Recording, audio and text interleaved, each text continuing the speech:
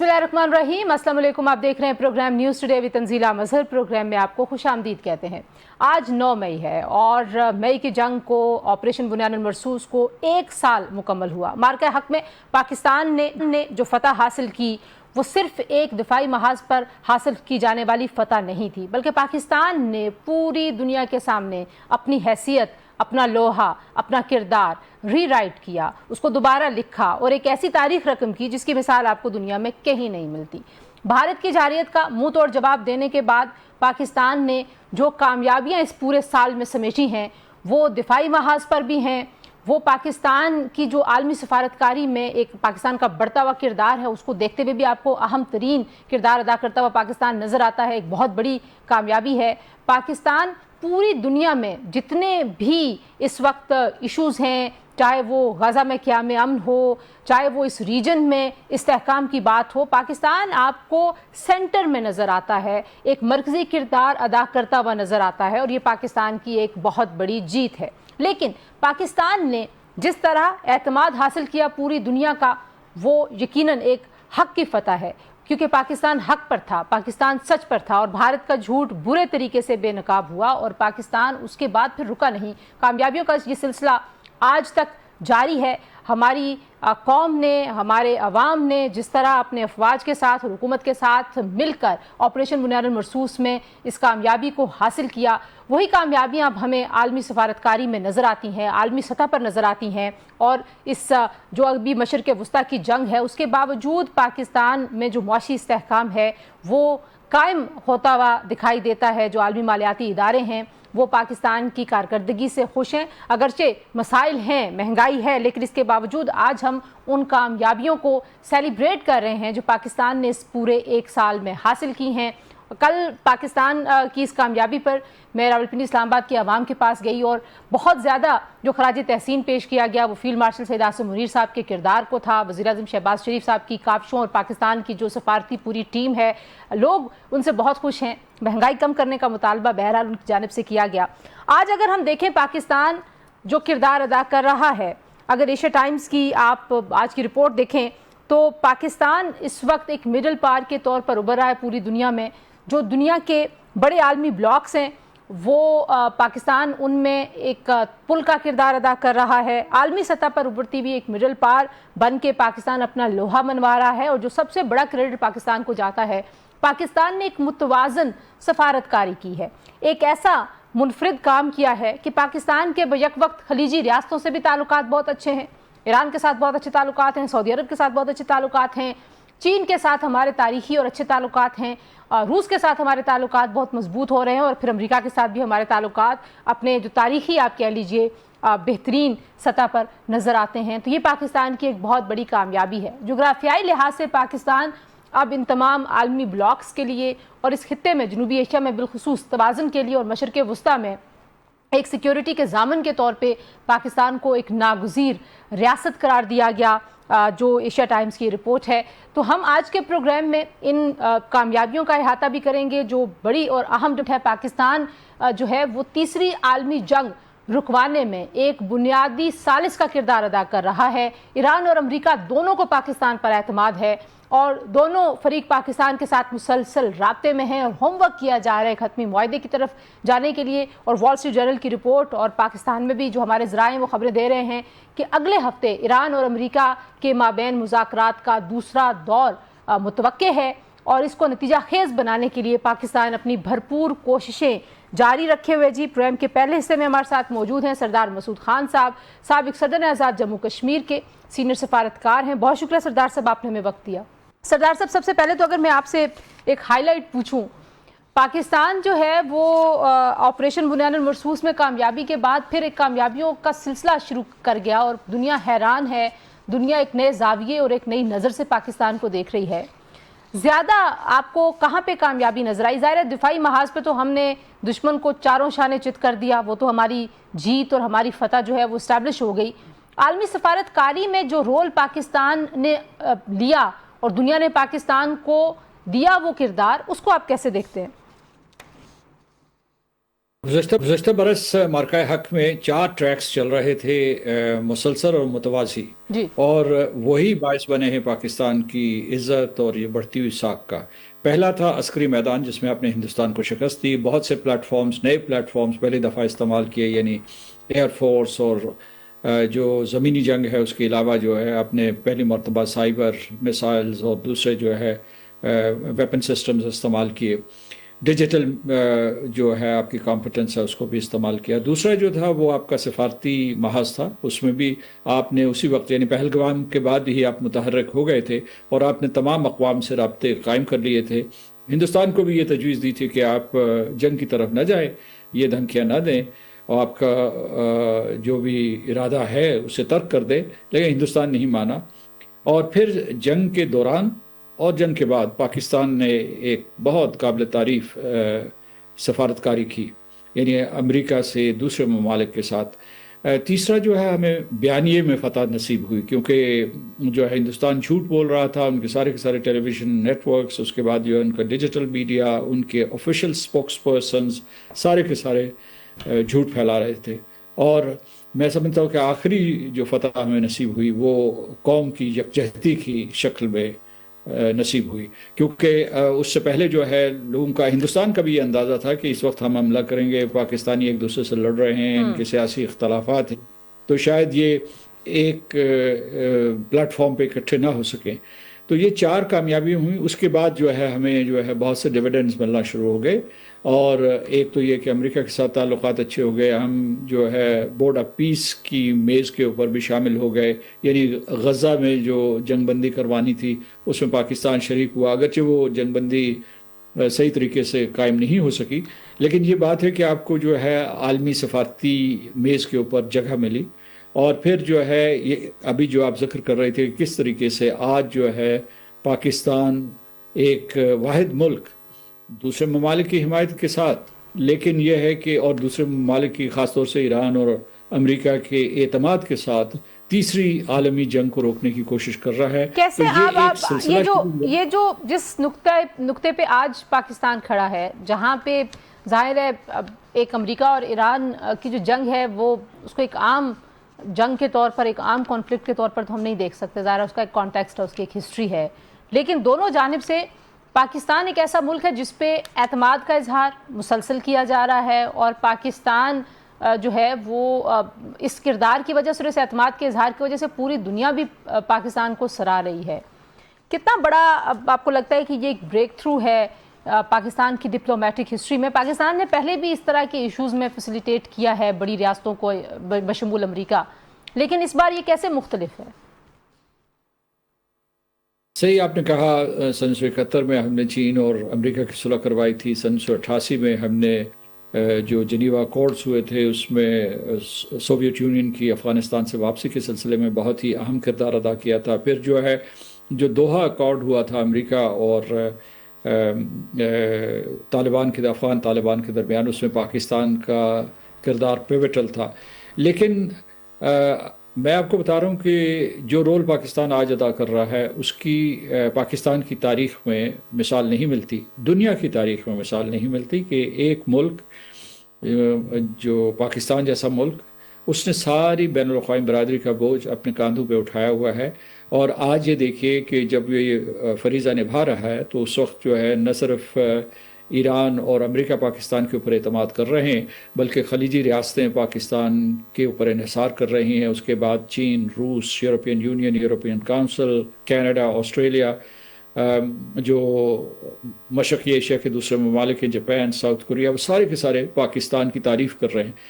इतनी तारीफ़ किसी मुल्क की इससे पहले मैंने होते हुए नहीं देखी। इसलिए मैंने कहा कि जो आलमी सफारती तारीख़ है उसमें भी एक नया बाब है और इस वजह से पाकिस्तान को बजा तौर पर फ़ख्र करना चाहिए, लेकिन उसके साथ साथ पाकिस्तान की ज़िम्मेदारियाँ बढ़ गई हैं, मौक़े बढ़ गए हैं पाकिस्तान की तामीर और तरक्की के लिए, पाकिस्तान की साख को बढ़ाने के लिए, पाकिस्तान को एक मजबूत तर रियासत बनाने के लिए, पाकिस्तान को एक माशी ताकत बनाने के लिए। जी अच्छा, मुझे ये भी बताइए सरदार साहब कि अब आखिर में, क्योंकि अगले हफ्ते इम्कानात हैं कि दूसरा दौर होगा और उसको नतीजा खेज बनाने की कोशिशें भी हो रही हैं, आपके ख्याल में ऐसे कौन से नुकात हैं ایجنڈا پہ جو ظاہر حل طلب ہیں، بڑے کمپلیکیٹڈ ہیں، چاہے وہ یورینیم کی بات ہو، جوہری پروگرام ہو، آبنائے ہرمز ہو، جو ایران پر پابندیاں ہیں وہ ہوں، آپ کیسے دیکھتے ہیں کہ نیویگیٹ کر رہے ہیں دونوں فریق پاکستان کے ساتھ مل کے، اور جو پاکستان کے ساتھ ظاہر حمایت ہے بہت سارے ملکوں کی؟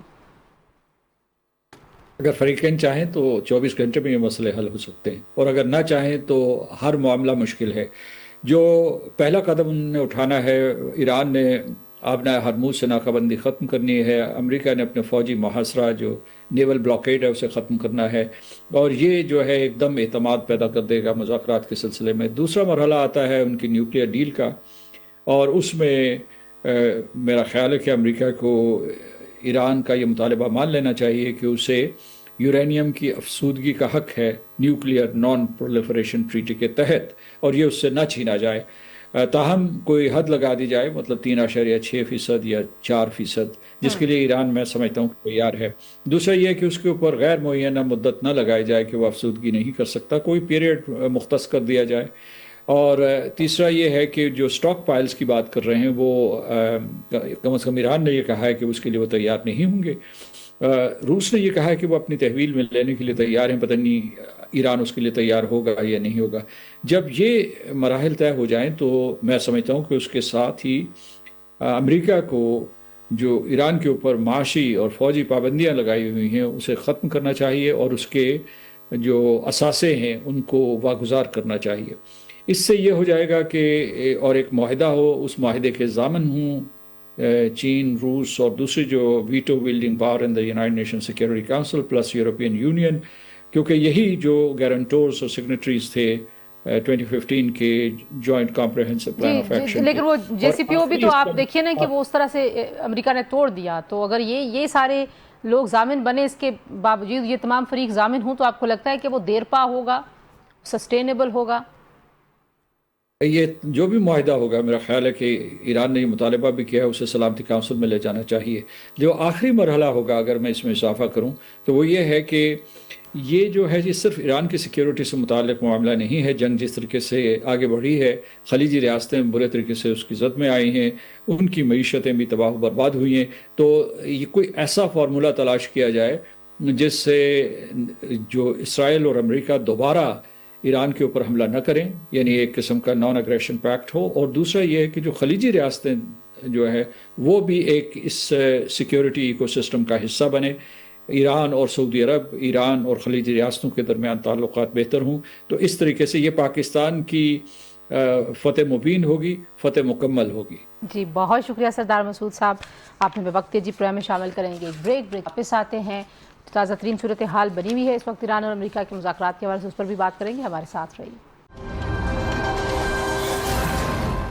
پروگرام میں ایک بار پھر آپ کو خوش آمدید کہتے ہیں جی، اور اب بات کریں گے امریکہ اور ایران کے درمیان مذاکرات کا دوسرا دور، جس کے حوالے سے اب خبریں آ رہی ہیں کہ آئندہ ہفتے وہ اسلام آباد میں ہونے کا امکان ہے، اور ساتھ ہی ساتھ اس کے نتیجہ خیز ہونے کی پیش گوئی بھی کی جا رہی ہے۔ لیکن اس ٹاپک کی طرف جانے سے پہلے، کیونکہ آج 9 مئی ہے، مارکہ حق کو 1 سال مکمل ہوا ہے، پاکستان نے ایک ملٹی ڈومین جنگ جیتی اور پھر ملٹی ڈومین کامیابیاں بھی سمیٹی ہیں۔ وہ کامیابیاں سفارتی بھی ہیں، اسٹریٹجک حوالوں سے بھی ہیں، دفاعی حوالوں سے بھی ہیں، تو ان جو کامیابیاں ہیں ذرا ان کا ہم پہلے احاطہ کر لیتے ہیں، اور پھر یہ جو تازہ ترین ڈیولپمنٹس ہیں اس کی بات کریں گے۔ اسلام آباد اسٹوڈیوز میں مجھے جوائن کریں عمران چودھری صاحب، سابق سفیر ہیں، ڈاکٹر ماریہ سلطان کی تعارف کی محتاج نہیں، پاکستان کی معروف ڈیفنس اینالسٹ ہیں، ہمارے ساتھ موجود ہیں۔ آپ دونوں کا بہت شکریہ۔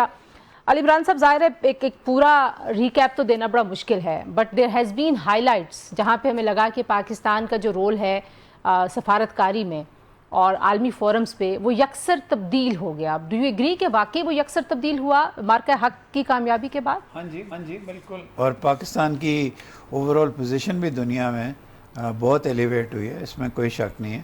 اور جہاں تک آپ نے کہا ایران اور امریکہ کے تعلقات، ایک دن جس دن چیف آف ڈیفنس فورسز یہ گئے تھے، تہران گئے تھے، وہ ایک اٹ واز ڈفرینٹ، وہ یہ ثالثی سے بڑھ کے چیز تھی۔ اس کے بعد جو ابھی پریزیڈنٹ ٹرمپ نے آپریشن فریڈم روکا ہے وہ بھی ثالثی سے بڑھ کے چیز تھی۔ اب وہ خود پروکلیم کر رہے ہیں کہ پاکستان کے کہنے پہ کیا، تو اس کو ہم ڈینائی تو نہیں کر سکتے۔ ڈینائی کیوں کریں گے؟ لیکن جو اسٹریٹجک اگر کامیابیاں ہیں ڈاکٹر ماریہ، ظاہر ہے بہت سارے ہم نے مطلب ایک تو سعودی اور پاکستان کا جو ڈیفنس پیکٹ ہے وہ تو ہے ہی ہے، لیکن اس کے علاوہ بھی ہم نے دیکھا کہ پاکستان کو اس ریجن میں ایک سٹیبلائزر کے طور پر دیکھا جانے لگا اور اسی کانٹیکسٹ میں اس کو ڈسکس کیا جانے لگا. کیا بڑی جو کامیابی ہے آپ کی نظر میں وہ اس ریجن میں اور گلوبل آپ کو نظر آئی اس پورے ایک سال میں؟ تنزیلہ، میرے خیال سے 3 چیزیں ہیں جو پاکستان کی کامیابی کی ایک بہت بڑی وجہ بنی ہیں اور اس وقت پاکستان کو ایک منفرد کردار میں دیکھ رہی ہیں آئندہ کم از کم 1 دہائی تک. سب سے پہلے تو یہ کہ اس وقت جو اس خطے کی اقتصادی حیثیت ہے وہ دنیا کے سامنے ابھر کے آئی ہے، اور اسی کے ساتھ جو ایک اور اقتصادی جو حقیقت ہے وہ ہے گوادر کی. جو اس سے پہلے یہ کہا جا رہا تھا کہ جی کراچی گوادر شاید آپریشنلائز نہ ہوں، لیکن جس طرح اسٹریٹ آف ہارمز بند ہوا اور اس کے بعد گوادر اور کراچی سے جو ہے نہ صرف آپ کی جو ہے گلوبل ٹرانسشپمنٹ ہب کے طور پہ ابھرا ہے، لیکن اس کے ساتھ ساتھ جو Iran Pakistan transit trade agreement ہے وہ ایک طرف، دوسری طرف پاکستان سعودی ڈیفنس اگریمنٹ جو ہے وہ اس بات کی واضح جو ہے ایک طرح سے آپ کہہ سکتے ہیں منہ بولتا ثبوت ہے کہ نہ صرف اس وقت سیکیورٹی بلکہ اکنامک اور اس کے علاوہ جتنا کچھ بھی ٹرانسفارم ہو رہا ہے اس ریجن کے اندر اس کے اندر آپ کا کلیدی کردار ہے. تیسری طرف جو آپ کا ریلیشن شپ ہے قطر کے ساتھ اور اس کے ساتھ ساتھ جو آپ کا ریلیشن شپ اس وقت چین کے ساتھ اور امریکہ کے ساتھ ہے وہ بھی اپنی نمایاں حیثیت رکھتا ہے. اور آخر میں لیکن بہت اہم، پاکستان روس کے جو تعلقات ہیں وہ بھی ایک نئے زور میں اور ایک نئے زمانے میں داخل ہونے جا رہے ہیں، جس سے ظاہر ہے ایک سوال اٹھتا ہے کہ جو پاکستان کا مستقبل ہے اس پاکستان نے کیا حاصل کیا. دیکھیں جو پاکستان کی پہلے 70 سال کی جتنی بھی فورن پالیسی کی اچیومنٹ آپ دیکھ لیں تو فورن پالیسی کی اچیومنٹ جو ہے زیادہ تر لونز کے ساتھ لنکڈ تھی، زیادہ تر انٹرنیشنل سیکیورٹی پیکٹس کے ساتھ لنک تھی، جہاں ہم ریسیپینٹ تھے، یعنی کہ ہم دنیا سے ایڈ مانگ رہے تھے، ہم دنیا سے سیکیورٹی بھی مانگ رہے تھے، ہم کوپریشن بھی مانگ رہے تھے، موسٹ فیورڈ نان نیٹو ایلائے تھے، یعنی کہ ایف ایم ایم کے پروگرام کے دعوے دار تھے. بہت ساری اس طرح کی ہمارے پاس چیزیں ہیں، سیٹو سینٹر کے ممبر تھے، لیکن ان سب میں ہم جو ہے ریسیپینٹ جو ہے کردار میں تھے. اس بنیان المرصوص کے بعد، اس فتح کے بعد جو چیز ہمیں حاصل ہوئی ہے کہ ہم ریسیپینٹس کی طرف سے نکل کر اب ہم گلوبل ساؤتھ کے لیڈر کے طور پہ آ گئے، اب ہم گیورز میں آ گئے ہیں. اس سے نہ صرف اب آپ ٹریڈ کی بات کر رہے ہیں، یعنی ایڈ ناٹ مطلب ٹریڈ ناٹ ایڈ، یہ آپ نے اس کو حقیقت کر لیا ہے. اس وقت لوگ آپ سے ٹریڈ کنیکٹیوٹی کی بات کر رہے ہیں. ظاہر ہے پاکستان کی اکانومی کو وقت لگے گا ٹریڈ کو پک اپ کرنے کے لیے، اس کو انٹرنلائز کرنے کے لیے، لیکن اگر آپ گلوبل ٹرانسشپمنٹ ہب کے اندر ایک ایف او بی کراچی کے طور پہ رجسٹر ہو جاتے ہیں، ایف او بی گوادر کے طور پہ رجسٹر ہو جاتے ہیں تو یہ ایک بہت بڑی کاوش ہے. ٹھیک. دوسری طرف آپ جو ہے ڈیفنس آرکیٹیکچر کے اندر ڈیفنس دینے والے ممالک میں سے بن گئے ہیں، ڈیفنس لینے والے ممالک میں سے نہیں. اور تیسری طرف آپ کو ایک اسٹریٹجک پارٹنر کے طور پہ دیکھا جا رہا ہے فار انٹرنیشنل ڈپلومیسی. اور کس لیے؟ کہ ساری تیسری عالمی جنگ روکنے کے لیے. اور اسی طرح پاکستان کا جو ریلیشن شپ چائنا کے ساتھ ہے وہ بھی منفرد نوعیت کا ہے. بالکل ٹھیک ہے، آپ نے بڑے اچھے طریقے سے اس کا احاطہ کیا ہے. جو اگلا اس پہ سوال بنتا ہے عمران صاحب وہ یہ ہے کہ ظاہر ہے Indian lobbies have been very active اور ہمیں دنیا جو ہے وہ کہیں نہ کہیں ان کی جو انڈیا کے ساتھ پارٹنرشپ تھی اس حساب سے دیکھ رہی تھی یا ان کے لینس سے پاکستان کو دیکھا جا رہا تھا. آپ کو لگتا ہے کہ ایک دن میں پاکستان نے اپنے آپ کو مکمل طور پہ نہ صرف یہ کہ ری برانڈ کیا بلکہ وہ جو امیج تھا اس کو بھی اٹھا کے باہر پھینک دیا اور اپنا جو اوریجنل پاکستان کی جو ایک اہمیت ہے اس کے ساتھ جا کے دنیا کے ساتھ کھڑا ہوا ہے؟ دیکھیے آپ کی بات صحیح ہے. ایک تو اس میں سب سے بڑا مارکہ حق کی کنٹریبیوشن ہے، دوسری کنٹریبیوشن ہے انڈیا کی غلطی کی. جب آپ 3 راتوں سے یو ایس وائس پریزیڈنٹ کے ساتھ بات چیت میں، روبیو کے ساتھ بات چیت میں، اور آپ سڈنلی کہتے ہیں نہیں جی امریکہ کا تو کوئی رول نہیں ہے. اور تیسرا تھا پاکستان کا ایران کے ساتھ تعلقات ریپیئر کرنا، جس کی وجہ سے پاکستان سینٹرل بن گیا اس کانفلکٹ میں. تو بے شک یہ سٹارٹ تو مارکہ حق سے ہوا، لیکن اس کے بعد بھی آئی تھنک پاکستان نے بڑی ایڈیکویٹ ڈپلومیسی ملٹری اور سول کی ہے اور داد دینی پڑتی ہے. بالکل. اچھا مجھے یہ بتائیے کہ اب ظاہر ہے خبر وال اسٹریٹ جرنل کی بھی ہے، اسلام آباد میں بھی، جو آپ خود بھی اسلام آباد میں موجود ہیں، ڈاکٹر صاحبہ بھی یہیں پہ ہیں، تو ظاہر ہے اسلام آباد میں لوگ دیکھ رہے ہیں کہ شاید اگلے ہفتے میں مذاکرات کا دوسرا دور ہوگا اور جو حل طلب مسائل ہیں ان پہ ابھی بھی کہیں نہ کہیں ڈیڈ لاک اپنی جگہ پر موجود ہے. لیکن آپ کو لگتا ہے کہ کوئی ایسا ایم او یو ہو سکتا ہے، کوئی ایسا راستہ نکل سکتا ہے جس سے جنگ بندی جو ہے وہ مستقل ہو جائے اور پھر معاملات جو ہیں اس پہ ایک ظاہر ہے ڈپلومیسی از اے پروسیس، تو پھر اس پہ وہ ایک پروسیس میں چیزیں جو ہیں وہ ریزالو ہوتی جائیں؟ دیکھیں جو یہ ایک تو کاش اگر یہ ایم او یو ہے بھی تو اس کا نام یہ ایم او یو نہ رکھیں، کیونکہ پاکستان میں تو سارے M O U dustbin میں ہی جاتے ہیں. اس کا کوئی اور نام رکھ لیں، ایگریمنٹ فار پیس، کوئی خوبصورت نام رکھ لیں. میرا خیال ہے جی ہو رہا ہے اسلام آباد اکارڈ، اسلام آباد اکارڈ، ٹھیک ہے جی، ہاں اسلام آباد اکارڈ رکھ لیں. میرا خیال ہے جی ہو جائے گا، اور میرا یہ خیال ہے کہ یہ سٹارٹ تو اچھا ہوگا، لیکن اس کے بعد چھوٹے چھوٹے سیٹ بیکس آتے رہیں گے، کیونکہ 30 دن 60 دن یہ لوگ ٹیکنیکل ڈیٹیلز پہ بات کریں گے. بائی دا وے مجھے تو کل پتہ چلا کہ ٹیکنیکل ٹیمز امریکہ اور ایران کی ادھر ہی ہیں، تو اس کا مطلب ہے بیہائنڈ دا سینس یا سامنے کچھ نہ کچھ ہو رہا ہوگا. تو اس کے بعد بھی یہ پینس ٹیکنگ پروسیس ہوگا، لیکن اس کا سٹارٹ ہونا بہت ضروری ہے، ورنہ یہ کوئی پتہ نہیں یہ آبنائے ہرمز کے اندر کوئی اور سیریس کوئی پرابلم نہ کریٹ کر دیں دونوں. اچھا ڈاکٹر صاحبہ آپ کس طرح سے دیکھتی ہیں؟ ظاہر ہے ایک طرف جوہری پروگرام ہے آبنائے ہرمز، جو وہاں پہ جو کشیدگی ہے اس کو کم کرنا ایک ہے، لیکن ایران کی طرف سے جو ان پر پابندیاں ہیں ان کی نرمی، اور وہ کس حد تک نرمی ہوگی، وال اسٹریٹ جرنل کی رپورٹ کہتی ہے کہ وہ سب سے بڑی ایک رکاوٹ بنی ہوئی ہے. تو آپ کو لگتا ہے کہ جو ٹیکنیکل ٹیمز ہیں وہ واقعی کوئی ایسا مڈل گراؤنڈ ڈھونڈ سکتی ہیں جس سے ایک طرف جنگ بندی بھی ہو جائے اور ون ون سچویشن بھی دونوں جانب کو مل جائے؟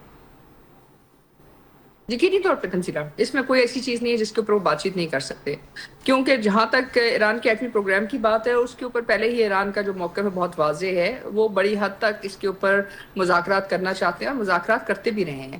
اس لیے ان کے لیے نیوکلیئر اتنا بڑا ایشو نہیں ہے، ان کا سیاسی فیصلہ ہے کہ وہ ایک ایٹمی ریاست نہیں بننا چاہتے. دوسری طرف جتنا کچھ بھی انہوں نے کیا ہے اس کے پیچھے ایک پراپر فریم ورک اگریمنٹ موجود ہے، اور اس فریم ورک کے تھرو آگے جائیں گے. اب بات جو رکی ہوئی ہے وہ اس بات کی ہے کہ یہ 5 سال کے لیے اپنا ایٹمی پروگرام روکتے ہیں، یا 10 سال کے لیے اپنی مطلب یورینیم انریچمنٹ روکتے ہیں، یا 15 یا 12 سال تک.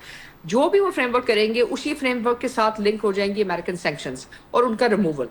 اور یہ ایک اچھی بات ہے، کیونکہ اگر 5 سال یا 10 سال کے لیے بھی اگر وہ کرتے ہیں تو اس کا مطلب ہے کہ 10 سال تک جو آپ کا فریم ورک ہے فار اگریمنٹ، جو ایک طرح سے آپ کہہ سکتے ہیں اس وقت ضرورت ہے کہ درینہ امن ہو، وہ اس کا ایک ضامن بن جائے گا. یعنی کہ جو گارنٹی ہے وہ اٹ سیلف جو ہے کنورٹ ہو جائے گی نیگوشیشنز کے اندر. تو یہ ایک اہم بات ہے. دوسری بات یہ ہے کہ ہم نے یہ بھی دیکھنا ہے کہ اس کے بعد جو اسٹریٹ آف ہرمز ہے اس کے اندر کیا ہوگا. دیکھیں یہ ایک نیا ایشو ہے، اور اس ایشو کے اندر کیا فریم ورک ڈیولپ ہوتا ہے، کیا نہیں ہوتا ہے، یہ دیکھنے کی ضرورت ہے. لیکن جو چیز امیزنگ ہے اور جو چیز ہمیں سمجھنے کی ضرورت ہے وہ یہ ہے کہ ان سینکشنز کے بعد ایران جو ہے واپس امریکن سوئفٹ سسٹم میں آئے گا. اور اگر امریکن سوئفٹ سسٹم میں آتا ہے تو ظاہر ہے اس کا مطلب یہ ہے کہ تیل کی تجارت میں واپس جو امریکہ کی جو ڈومیننس تھی ڈالر کی وہ واپس آ جائے گی. اور اگر وہ واپس آتی ہے تو ڈی ڈالرائزیشن جو ہے کچھ حد تک رکے گی. اب اگر اس کے اوپر چائنا اپنا انٹرفیرنس کرتا ہے اور کچھ حد تک اس کو میلو ڈاؤن کرتا ہے تو پھر ہو سکتا ہے کہ اسٹیٹ آف ہرمز کے اندر آپ کے پاس ایک نیا گلوبل سیکورٹی جو ہے اکنامک اور آرڈر آ جائے جو ایک طرح سے فریجائل ہوئے گا لیکن سسٹینیبل اور اسٹرانگ. اچھا ذرا ہماری یہاں پہ رکیے گا، میں ایک بریک لے لوں. ہاں میں بریک کے بعد واپس آتی ہوں، یہیں سے گفتگو کو جوڑتے ہیں. جی مجھے کہا جا رہا ہے ایک بریک لے لیں، ہمارے ساتھ رہیے، بریک کے بعد واپس آتے ہیں. Welcome back to news today جی، اور بات ہم کر رہے ہیں ایران اور امریکہ کے درمیان ہونے والے ممکنہ مذاکرات جن کا اگلا دور اسلام آباد میں ہو رہا ہے، اور اس وقت کون سے ایسے ایشوز ہیں جو سب سے بڑی رکاوٹ بنے میں. ماریا آپ بات اپنی مکمل کر لیں، پھر میں عمران صاحب کی طرف جاؤں گی. آپ کہہ رہی تھی کہ جو ایشوز ہیں وہ ریزالو ہو سکتے ہیں اور آپ کو ایک ڈویبل ایگریمنٹ ہوتا ہوا دکھائی دیتا ہے. دیکھیں اس کی 2 وجوہات ہیں. اس کی بنیادی وجہ یہ ہے کہ جو جے سی پی او کے ساتھ سینکشنز تھیں وہ 2025 میں ختم ہو چکی ہیں. اس وقت ایران پہ یو این کی کوئی سینکشنز نہیں ہے، ایران پہ صرف اور صرف امریکہ کی سینکشنز ہیں جو ایران کو واپس بین الاقوامی سطح پہ تجارت کرنے سے روک رہی ہیں. دوسرا جو ان کا مسئلہ ہے وہ یہ ہے کہ ان کا جو فائنینشیل سسٹم ہے وہ سوئفٹ سے ڈی لنک ہو گیا ہے، جس کی وجہ سے ان کے لیے ڈالر سسٹم میں تجارت کرنا بہت بڑا مسئلہ بن گیا. اس وقت وہ بارٹر کے تھرو کر رہے ہیں، بائی لیٹرل جو ہے ارینجمنٹس ہیں یوان میں کر رہے ہیں، یا اس وقت وہ کہہ رہے تھے کہ جی ہم کرپٹو کرنسی میں کریں گے. تو ایک لحاظ سے ان کی جو گلوبل ٹریڈنگ کیپیسٹی ہے وہ ہٹ ہوئی تھی. ایک تو وہ جو پاکستان ایران ٹرانزٹ ٹریڈ ہے اس سے تھوڑی سی واپس ری گین کرے گی، لیکن اس سے بھی بڑھ کر جو فائنینشیل ٹیمز ہیں اگر وہ ایک ٹائم فریم ڈیولپ کر لیتے ہیں سینکشنز کا جس کے اندر ایران واپس سوئفٹ سسٹم کے اندر آ جاتا ہے تو اٹ از اے ون. اور ظاہر ہے اس سے آئل پرائسز سیٹ اسٹیبل ہوئیں گی, باقی چیزیں ہوئیں گی. ہاں اس میں چیلنج جو ہے ظاہر ہے تھوڑے سے کچھ اور ملک ہیں جن کو ذرا زیادہ لگے گا, جس میں یو اے ای ہے, جس میں ہندوستان ہے, جس میں اسرائیل ہے, اور امریکہ کے اندر بھی ایک خاص لابی. تو اس لحاظ سے that is going to be the challenges and the spoilers. Okay, اچھا, آپ نے چیلنجز کا ذکر کیا, آپ کے خیال میں عمران صاحب کیا چیلنجز ہوں گے؟ کیونکہ ظاہر ہے ایک ہوم ورک تو ہو رہا ہے اور مسلسل پاکستان رابطے میں بھی. آپ نے کہا کہ فیلڈ مارشل صاحب کا تہران جانا اور پھر ہماری ریکویسٹ پہ ایک بار سیز فائر میں ایکسٹینشن کی گئی, اور اس کے بعد جو ہے وہ مطلب کافی آپ کہہ لیجئے کہ ایک جو جیسچرز ہیں وہ مور دین ڈپلومیسی ہیں. تو چیلنج کہاں پہ آپ کو نظر آ رہا ہے پاکستان کے لیے بالخصوص کہ ایک ایمیکیبلی چیزیں جو ہیں وہ آگے بڑھیں؟ جی, چیلنج اس چیز میں نظر آ رہا ہے کہ ٹرمپ نا اگر یہ ایگریمنٹ ہو بھی جاتی ہے اس کے بعد ٹرمپ ول کیپ فڈلنگ, کیونکہ انہوں نے ایک ایسی جنگ میں انٹر ہو گئے ہیں کہ وہ پولیٹیکلی سٹیبل ان کا ہونا, although پریزیڈینشل سسٹم ہے, he can easily survive this term and he has ways of doing so, وہ کر سکتے ہیں. ایک یہ ہے. دوسرا, ایگزیکٹ ساورنٹی اپنا ہرمز کے اوپر امریکہ اس کو ریزسٹ کرے گا ٹل دا لاسٹ بریتھ کہ نہ دیں. لیکن آئی ڈونٹ نو عمان اور ایران کا کیا کنسنسس ہوا ہے. انہوں نے لٹرل اسٹیٹس کی بات کی ہے اپنی پریس ریلیز میں, لیکن آئی ڈونٹ نو کہ وہ دونوں کس حد تک ٹیریٹوریل اس میں کر رہے ہیں کانٹیکسٹ میں, آئی تھنک. ہاں جی, ٹیریٹوریل کانٹیکسٹ میں, اور اسٹرانگ ہے میرے حساب سے. عمان کے لیے وہ بھی ایک اسٹرانگ اسٹیٹمنٹ ہے. تو وہ جو نیا آرکیٹیکچر ہوگا نا اپنا ہرمز کو کھولنے کا, اب چائنا ساتھ یہ چاہے گا کہ وہ کھلی رہے. چائنا اور امریکہ اس سینس میں تو سوچیں گے کہ کھلی رہے, لیکن اس پہ کافی اس کی فائن ٹیوننگ بہت کرنی پڑے گی. نیوکلیئر جو یورینیم سپلائز ہیں اس کا ایران میں ہی رہنا اور اس کو وہیں ڈیگریڈ کرنا, میرا خیال ہے اس پہ ایگریمنٹ ہوگی. اس پہ بھی امریکہ کو نیچے آنا پڑے گا کسی اور ملک کے یعنی کہ پاس, کسی اور ملک میں نہیں بھیجنے پہ ایران, میرا خیال ہے. جی, میرا خیال ہے بہت اسٹرانگ سٹیٹمنٹس آ گئی ہیں وہاں سے. اور تیسرا, حالانکہ اللہ ان کو صحت دے, لیکن ایران میں ویسے بھی یونیفائڈ گورننس کا سٹرکچر نہیں ہوتا, لیکن اس وقت لاجسٹکس کی, اسیسینیشن اٹیمپٹس کی, ڈر کی, اور جو سپریم لیڈر کی اس وقت سچویشن ہے, اس سے ڈیسیجن میکنگ ایران کی طرف سے بھی یونیفائڈ نہیں ہے. آپ کو یہ بھی ایک چیلنج نظر آتا ہے جس کی وجہ سے کوئی ہکپس ہیں؟ ہاں جی, مطلب ایک دم ضروری ہوتا ہے کہ دیکھیے, میں یہ کہتا ہوں ایک کمرے میں 5 لوگ بند ہو جائیں, وہاں بات تو کر لیتے ہیں, گھر کا بھی مسئلہ ہو, وہ لوگ ایک کمرے میں بھی بند نہیں ہو سکتے. پتہ نہیں کس طرح کمیونیکیٹ کر رہے ہیں. ٹھیک ہو گیا. اچھا, اس میں اب پاکستان کے لیے کیا جو پوٹینشیل ہے پاکستان کا؟ ظاہر ہے پاکستان نے اپنی ایک پوزیشن تو اسرٹ کر لی. یو این میں ہم نے دیکھا کہ پاکستان نے ایران کانفلکٹ کے اوپر بہت واضح ایک پوزیشن لی ہے, اور ہمیں جو ٹرسٹ کا اظہار ہے امریکہ کی اور ایران کی جانب سے, ظاہر ہے پاکستان نے وہ ارن کیا ہے. تو ماریہ صاحبہ, کیا آپ کو لگتا ہے کہ کرنا چاہیے پاکستان کی لیڈرشپ کو اس اپنے گلوبل رول کو سسٹین کرنے کے لیے؟ آئی تھنک تنزیلہ ہم نے بہت کچھ کر لیا ہے, اور اس وقت ہم جو کر رہے ہیں وہ کافی ہے. دیکھیے, اس وقت یہ نہیں ہوتا کہ آپ ہر جگہ پہنچ جائیں, بیکاز آپ نے اپنے گینز کو کنسولیڈیٹ کرنا ہے. تو اس کا کنسولیڈیٹ کرنے کے لیے جو آپ کا ڈیفینس ایگریمنٹ ہے آپ کو اس کو اسٹرینتھن کرنا پڑے گا. ایران کے ساتھ جو ٹرانزٹ ٹریڈ ایگریمنٹ ہے اس کو آپ کو دیکھنا پڑے گا تاکہ اس کی جو ورکنگ موڈیلٹیز ہیں وہ بہتر ہو. پھر اسٹیٹ آف ہرمز کے اندر آپ نے بھی اپنے لیٹورل اسٹیٹ کے جو اسٹیٹس ہے اس کو دیکھنا ہوگا, کیونکہ you are the first point of contact after Iran. جو ساؤتھ پارس ہے وہ آدھی ایران کے پاس ہے, آدھی آپ کے پاس ہے. تو یہ ریالٹیز ہیں. اب اس کے اندر جو بھی پرنسپل سیٹ ہوں گے اس کے اندر لیٹورل اسٹیٹ کا پرسپیکٹو سے آپ کا بھی ایک پرسپیکٹو ہے. آلدو 200 ناٹیکل مائلز کے بعد جو کچھ بھی ہے وہ انٹرنیشنل لا آف دا سی کے مطابق جو ہے انٹرنیشنل رائٹ آف ٹریڈ اور کمیونیکیشن کے لیے الاؤ ہے اکارڈنگ ٹو اسٹاکس. لیکن یہ ڈیپینڈ کرے گا کہ اس وقت آپ ٹریٹی لا کی انٹرپریٹیشن کیسے کرتے ہیں, انٹرنیشنل لا کی انٹرپریٹیشن کیسے کرتے ہیں, کیا فریم ورک ڈیولپ کرتا ہے, اور اگر آپ اس کو کرتے ہیں کاؤنٹر ایکٹ تو پھر آپ کیا کریں گے. کیا آپ جو بندرآباد سے اس کو آپ سسٹر پورٹ بناتے ہیں گوادر کے ساتھ. آپ خمنائی پورٹ جو ہے جو ایک آئل ریفائننگ پورٹ ہے اس کو بنائیں گے گوادر کے ساتھ. یہ بہت ساری چیزیں ہیں جو بھی آپ نے آگے دیکھنی ہے, کیونکہ ظاہر ہے یہاں آئل کے ڈائنامکس بھی چینج ہوں گے, پالیٹکس بھی چینج ہوئیں گی, اور سیکورٹی اور اکنامک آرکیٹیکچر بھی چینج ہوگا. اس کے لیے آپ کو بہت فعال ٹیمز چاہیے اور آپ کو ان تمام چیزوں کو دیکھنا ہوگا. پھر ظاہر ہے جو آپ کا ریلیشن شپ ہے چائنا کے ساتھ بیلٹ اینڈ روڈ انیشیٹو پہ, اس کو بھی دیکھنا ہوگا, اور امریکہ کے ساتھ. تو اس وقت آلریڈی آپ کی پلیٹ اچھی خاصی فل ہے. سو اگر آپ اسی کو مینج کر لیتے ہیں اور صحیح طریقے سے مینج کر لیتے ہیں تو آپ کی جو گینز ہیں وہ اسٹریٹجک ہیں, وہ کوئی چھوٹے گینز نہیں ہیں جو پاکستان کو ایک ڈفرینٹ لیگ میں کھڑا کر دیں گے. اور ظاہر ہے اس میں سب سے بڑا جو ڈائریکٹ بینیفیشری ہے جس پہ ہم بات چیت نہیں کرتے ہیں وہ ہے انڈر دا واٹر جو سی کیبلز ہیں, اور جو سائبر کنیکٹیوٹی ہے, اور جو Amazon.com ہے, اور جو Alibaba.com ہے. اس کے اندر کیا آپ چائنیز ڈیجیٹل سلک روٹ کا حصہ بنیں گے یا آپ امریکن سلک روٹ کا حصہ بنیں گے, کیا کریں گے؟ ان تمام چیزوں کے لیے بھی آپ کو فریم ورکس چاہیے. کتنا جو ایک ڈپلومیٹکلی ظاہر ہے آپ بہت دفعہ پاکستان پہلے بھی مطلب امریکہ کو ایک اس طرح سے فیسیلیٹیٹ کر چکا ہے, ظاہر ہے ایک وہ بھی ایک گلوبل رول تھا, ایک لیڈرشپ رول تھا, لیکن پھر ہم بہت پیچھے چلے گئے. کیسے سسٹین کرنا چاہیے ڈپلومیٹکلی؟ کتنا افیکٹو اور ایکٹیو آپ کو نظر آتی ہیں ٹیمز؟ پوری دنیا جس طرح سے میں دیکھ رہی ہوں اس کو آپ کیا؟ میں ڈاکٹر سلطان سے یہ اتفاق بالکل شی از رائٹ کہ اس دفعہ ڈفرینٹ ہے. اس دفعہ آپ ریسیپینٹ کی جگہ آپ you are providing something to the world, اور آپ ہسٹری کی رائٹ سائڈ پہ ہیں.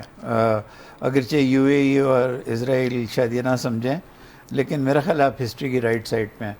پہلی بات تو یہ. دوسری بات یہ ہے کہ آپ کو ایک ملک کے طور پہ آپ کو بیٹھ کے سول ملٹری کو سوچنا پڑے گا کہ آپ کو دنیا سے کیا چاہیے. جب پریزیڈنٹ مشرف امریکہ آئے تھے کیمپ ڈیوڈ میں وہاں پوسٹڈ تھا, اور پاکستان کی پورا واشنگٹن انتظار کر رہا تھا, لیکن پریزیڈنٹ مشرف اس وقت $3.2 بلین کی اور کچھ F-16s کی بات کر کے وہاں سے چلے گئے. اگر اس وقت وہ ڈیمز بھی مانگ لیتے تو امریکی دینے کو تیار تھے. تو آپ کو پہلے یہ پتہ ہونا چاہیے کہ آپ دنیا سے کیا مانگ سکتے ہیں. مانگنے سے میری مراد بیک کرنا نہیں ہے. If you are doing something for the world, دنیا کو بھی آپ کے لیے کچھ کرنا چاہیے. اور تیسرا, اس پیس کے بعد آپ کے ایران کے ساتھ کیسے تعلقات ہوں گے. ابھی ڈاکٹر صاحبہ نے ذکر کیا پورٹس کا, باقی چیزوں کا. مچ وائڈر آپ کی اور ایران کی بائیلیٹرل ریلیشن شپ کیسی ہوگی, اس پہ آپ کا بہت ڈپینڈ کرتا ہے. پورا ریجن کا جو ڈائنامکس ہے وہ اس پہ ڈپینڈ کرتا ہے. بہت شکریہ علی عمران صاحب اور ڈاکٹر ماریہ سلطان صاحبہ, آپ نے گفتگو سنی جی. آج سے پروگرام کے لیے اتنا. انشاءاللہ اگلے پروگرام میں آپ سے ملاقات ہوتی ہے. اپنا بہت سارا خیال رکھیے. اللہ حافظ.